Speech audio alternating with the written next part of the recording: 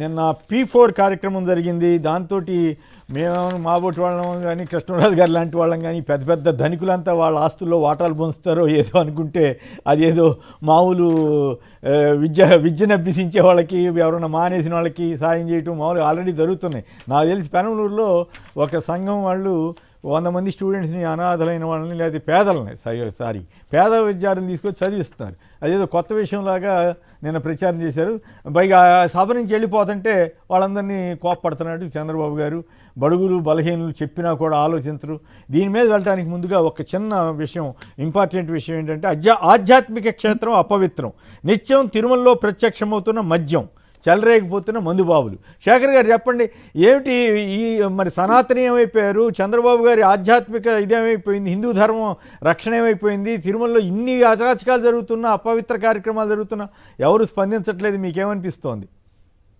Sir, నిన్న ఒక స్వామీజీ నాతో మాట్లాడడం జరిగింది సార్. ఉగాది సందర్భంగా నేను ఫక్త్ హిందూని, అది అందరికి తెలిసిన విషయం. ఒక స్వామీజీ మాట్లాడడం జరిగింది సార్. ఆయన మాట్లాడిన మాట ఏంటంటే, శేఖర్ రెడ్డి మీరు చేతగాని వాళ్ళ అని అడిగారు సార్.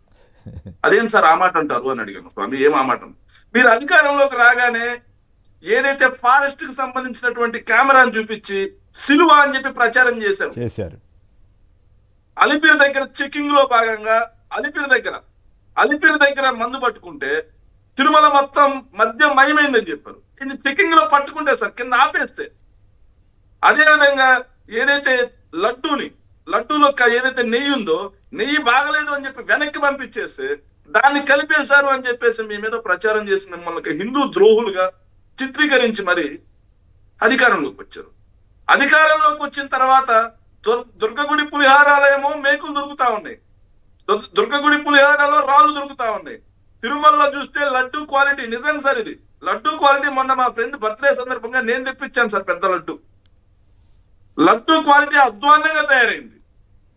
కిస్మిస్ ఎత్తుక్కోవాల్సి వచ్చింది సార్, బాదం ఎత్తుకోవాల్సి వచ్చింది, జీడిపప్పు ఎత్తుక్కోవాల్సి వచ్చింది. నిజం సార్, ఇది అబద్ధం చెప్పట్ల, ఆవేదనతో చెప్తా ఉన్నా నేను. వెతుక్కోవాల్సిన పరిస్థితి వచ్చింది. అదే విధంగా నిత్యం 15వ తారీఖు సార్, ఏదైతే 18/1/2025 సార్, బిర్యానీ ప్యాకెట్లు పైన దొరుకుతాయి సార్. మద్యం మాంసం 2 నిషేధం తిరుమల ఆధ్యాత్మిక క్షేత్రంలో, కానీ మాంసంతో కూడినటువంటి బిర్యానీ ప్యాకెట్లు పైన కూర్చొని తింటా ఉంటారు. అదే విధంగా 15/3/2025 మద్యం మత్తులో జోగుతా ఉంటారు. కానిస్టేబుల్ విజిలెన్స్ అడిగితే నీకు ఎంత కావాలంటే అంత నేను ఈడే ఇప్పిస్తా అంటారు. అదేవిధంగా తిరుమల బాలాజీ నగర్ లో బెల్ట్ షాపులు రన్ చేస్తున్నారు అంటే మరి 3 అంచెల భద్రతా వ్యవస్థ ఎక్కడికి పోయింది సార్? తిరుమల తిరుపతి ఏదైతే దేవస్థానానికి నడకదారిన పోయినా సరే, అదే విధంగా వాహనం ద్వారా వెళ్ళినా సరే 3 అంచెల చెకింగ్ వ్యవస్థ ఉంటుంది కదా. ఈ రోజు ఆ చెకింగ్ వ్యవస్థ నిద్రపోతా ఉందా? సనాతని శక్తి చుక్క పవన్ కళ్యాణ్ గారు ఈ రోజు ఎక్కడికి వెళ్ళారు? ఈ రోజు నీ ఆధ్యాత్మికత, నీలో ఉన్నటువంటి ఆధ్యాత్మికత, నీలో ఉన్నటువంటి హిందువు నిద్ర లేవలేదా? నీలో ఉన్న హిందువుకి బాధ కలగట్లేదా? మరి మెట్లు ఎప్పుడు గడుగుతావు? అపచారం, నిజమైన అపచారం అంటే ఇది కదా. తిరుమల వెంకన్న సన్నిధిలో మద్యం దొరకడం, మాంసం దొరకడం మీ యొక్క పాలనా డొల్లతనానికి నిదర్శనం కాదా? మీ యొక్క పాలనా వైఫల్యానికి నిదర్శనం కాదా? దీనికి సమాధానం చెప్పాలండి పవన్ కళ్యాణ్ గారిని. అలా కాకుండా పిచ్చి పట్టిన కోతిల, కళ్ళు దాగిన కోతిల లేని సమస్యను తీసుకొచ్చి రాష్ట్రంలో మత విద్వేషాలు రేకొడతామంటే రాష్ట్ర ప్రజలు చూస్తూ ఊరుకోరు మిస్టర్ శక్తి చుక్క పవన్ కళ్యాణ్ గారు. రైట్, ఇక P4 దానికి వెళ్దాం.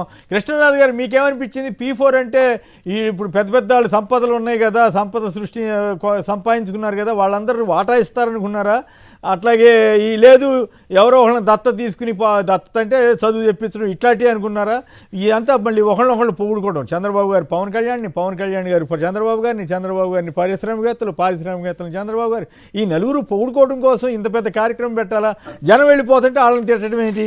వాళ్ళకి అసలు ఇదేంటి అర్థం ఉందా లేదా? బీసీల ఆలోచన ఆపోటకే, బడుగు బలహీన వర్గాలు చెప్పినా కూడా ఆలోచించరు అంటూ వాళ్ళ ఆలోచన విధానం మీద తప్పు పెట్టు, ఇవన్నీ మీకు. అయితే ఒక్క వాస్తవం ఏంటంటే, ఆయన నాకు శక్తి లేకే నేను చంద్రబాబుతో కలిశానని పోగొట్టడం పవన్ కళ్యాణ్ గారు. సో ఓవరాల్గా దాని మీద మీ ఇంప్రెషన్ ఏమిటి? కేసర్ గారు, ఉగాది రోజున చంద్రబాబు నాయుడు గారు P4 మార్గదర్శి, అంటే రామోజీరావు గారి మార్గదర్శి కాదండి, మార్గదర్శి బంగారు కుటుంబం అనే ఒక పేరుతో ఆంధ్రప్రదేశ్ లోని ప్రతి పౌరుడి చెవిలో ఉగాది రోజున వేప పువ్వులు పెట్టారండి. వేపు పెట్టి ఎందుకంటే అసలు ఆ P4 అనే కాన్సెప్టే అది కాఫీ కాన్సెప్ట్. అంటే ఎక్కడో దొంగిలించి ఈయన దానిని వాడుకుంటున్నారు.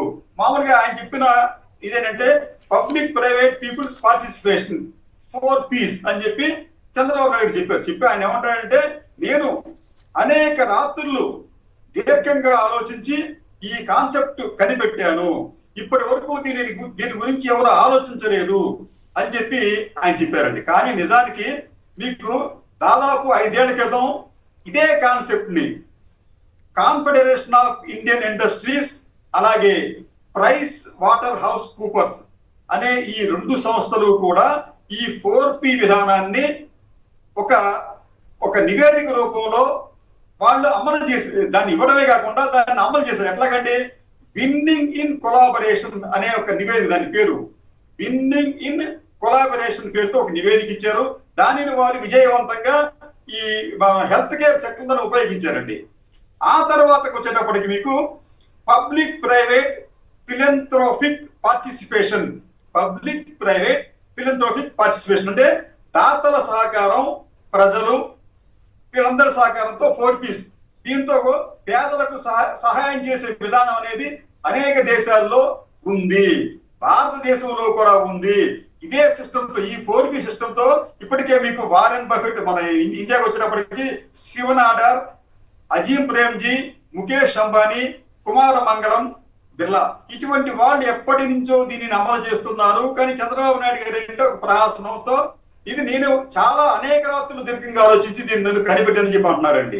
సరే, ఇది మనం ఆయన విజ్ఞతగా వదిలేదు. ఎందుకంటే ఆయన ఏం జరిగినప్పటికీ కూడా మంచి జరిగితే అంతా నాదే అని చెప్పంటారు, చెడు జరిగితే అంతా జగన్మోహన్ రెడ్డి చెప్పంటాం. ఆయనకి అప్పుడు అలవాటుగా మారిపోయింది.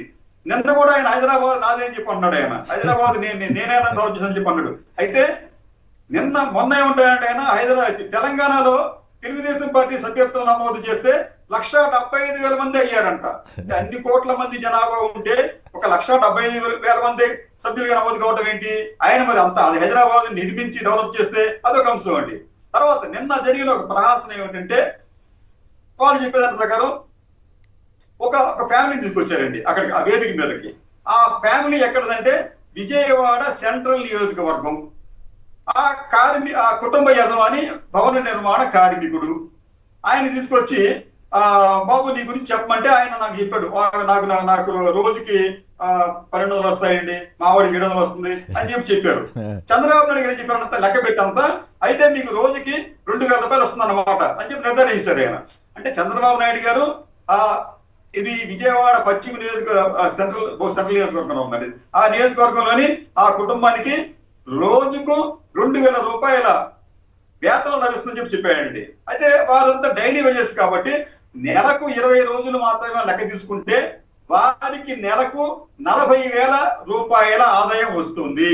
అయితే వారికి తెల్ల రేషన్ కార్డు ఉంది. ఈ విషయం కూడా చంద్రబాబు నాయుడు తెలియదా? తెల్ల రేషన్ కార్డు అంటే మీకు పట్టణ ప్రాంతాల్లో 12,000 రూపాయలు, గ్రామీణ ప్రాంతాల్లో 10,000 రూపాయల ఆదాయం, వార్షిక ఆదాయం పొందే వారికి మాత్రమే ఆ కార్డులు ఇవ్వాలి. కానీ ఇక్కడ చంద్రబాబు నాయుడు గారు ఏం చేశారు, ఒక మధ్యతరగతి కుటుంబాన్ని తీసుకొచ్చి ఇది అత్యంత కడు పేద కుటుంబం అని చెప్పి అక్కడ చిత్రీకరించే ప్రయత్నం చేశారు. చేసి ఏంటంటే వారికి ఆ తెల్ల రేషన్ కార్డు కూడా ఓడగొట్టే ప్రయత్నం చేశారు. అంటే ఇది ఒక ప్రహాసనంలో భాగంగానే ఆయన ఇచ్చేశారండి. ఆ తర్వాత ఇంకొక ప్రహాసనం ఏంటంటే, ఇప్పుడు ధనవంతులంతా కూడా పేదవారిని, అంటే ఈ మార్గదర్శులు, అంటే సమాజంలో ఉన్న 10% ధనవంతులు మార్గదర్శులు అంటే మార్గదర్శులు అన్నమాట. వారేం చేయాలి, సమాజంలో అట్టడుగున ఉన్న 20% ప్రజలు, కుటుంబాలు, వాళ్ళు ఎవరంటే బంగారు కుటుంబం అంటే వాళ్ళకి సహకరించాలంట. ఓకే, నారా భువనేశ్వరి గారు తన భర్తను అరెస్ట్ చేసినప్పుడు హెరిటేజ్ గురించి ఒక మాట మాట్లాడే, చాలా ఉద్విగ్నంగా మాట్లాడుతూ మాకు ప్రజలకు పక్కర్లేదు అంటే మీ అవినీతి పాల్పడం అని చెప్పి చెబుతూ, నాకున్న కంపెనీలో 2% షేర్లు అమ్మితే నాకు దాదాపు 400 కోట్ల రూపాయలు వస్తాయని చెప్పి అన్నారండి. నిజానికి ఇప్పుడు ఆమె ఆ మాట మీద కట్టుబడి చంద్రబాబు నాయుడు గారు చెప్పి ఆ 400 కోట్ల రూపాయలు ఈ బంగారు కుటుంబాలకు ఇస్తే దాదాపు 400 కుటుంబాలు ఆర్థికంగా గట్టెక్కుతాయి. కాబట్టి ఆ పని వారు చేయగలరా? అటువంటి పని చంద్రబాబు నాయుడు గారు చేసి చూపించి ఇతరులకు ఆదర్శంగా నిలిచి ఇతరులు కూడా ఆ పని చేయమని చెప్పి అడిగితే బాగుంటుంది. ఎందుకంటే ఆయన కూడా మార్గదర్శి వర్గానికి చెందిన వ్యక్తి. తర్వాత నిన్న అదే సమావేశంలో పవన్ కళ్యాణ్ గారు ఒక మాట అంటారు, ఏంటంటే గతంలో వాటాలు ఇవ్వమని అడిగే ప్రభుత్వం ఉండేది, ఇప్పుడు మేము వాటాలు అడగటం లేదు, అదేదో మీరు ప్రజలకి మంచి పడుతాం అని చెప్పి ఆయన ఏదో చెప్పాడు అనమాట. అయితే పవన్ కళ్యాణ్ గారు ఇక్కడ ఒక విషయం స్పష్టం చేయాలండి. గతంలో వాటాలు ఇచ్చారో లేదో జనానికి తెలుసు అక్కడది, కానీ మీరు సీజ్ ద షిప్ అని చెప్పి కాకినాడలో చేసిన ప్రహాసనం గురించి ఏం చెప్తారు? అక్కడ మీరు అనేక కేసులు మీరు బుక్ చేయించారు. ఆయన మంత్రి గారు అయితే దాదాపు 4,800 కోట్ల రూపాయల స్కామ్ జరిగిందని చెప్పన్నారు. ఇప్పటి వరకు ఆ స్కామ్ కి సంబంధించి ఎంతవరకు దర్యాప్తులో పురోగతి లభించింది? అయితే ఇక్కడ టాక్ ఏంటంటే ఈ స్కామ్ కు సంబంధించి పెద్ద స్థాయిలో సర్దుబాట్లు జరిగాయి. ఎవరెవరికి వాటాలు గిట్టుబాటు అయ్యాయి అనమాట. రైట్, సర్దుబాట్లు జరిగాయి కాబట్టి ఎవరూ కూడా దీని గురించి మాట్లాడటం లేదనే ఒక ఆరోపణలు వస్తున్నాయి. ఈ ఆరోపణలు నిజమా కాదో లోకేష్ గారు కానీ లేకపోతే పవన్ కళ్యాణ్ గాని చెప్పగలరా? ఎందుకు ఆ కేసుని మళ్ళీ ఎవరు